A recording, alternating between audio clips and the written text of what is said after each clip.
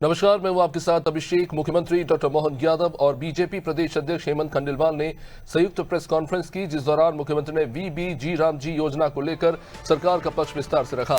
मुख्यमंत्री ने कहा कि पहले मनरेगा में 100 दिनों के रोजगार की गारंटी थी, लेकिन अब वीबीजी रामजी योजना के तहत 125 दिनों के रोजगार की गारंटी दी जा रही है।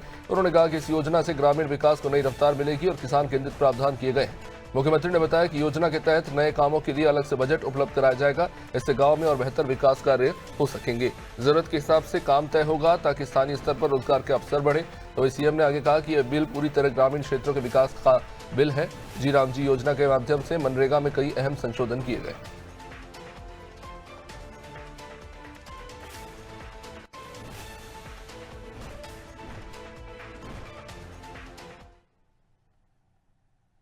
ये मनरेगा के माध्यम से 100 दिवस के रोजगार की गारंटी थी और इसको बढ़ाकर 125 दिवस किया गया है।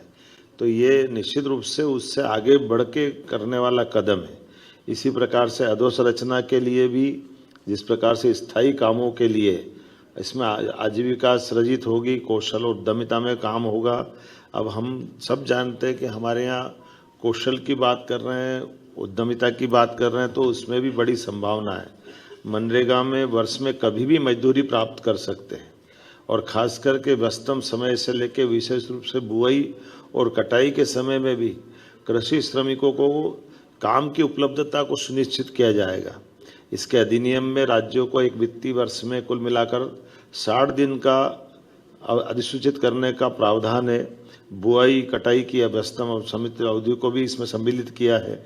और जिस प्रकार से इस अधिनियम में जो भविष्य की संभावना है, अर्थात प्राकृतिक आपदा, असाधारण परिस्थितियों के दौरान विशेष शिथिलीकरण, ऐसे कई विनिश्चय करते हुए इसमें गुंजाइश दी गई है। एक ऐसा बिल जो देश में ग्रामीण क्षेत्र में एक क्रांति लाएगा, एक ऐसा बिल जिसमें 100 दिन की जगह 125 दिन मजदूरी मिलेगी।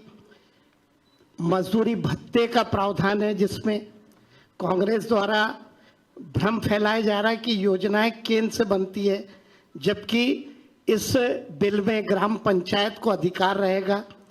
परिवार का पंजीयन, रोजगार गारंटी, सभी काम की जिम्मेदारी पंचायत की होगी।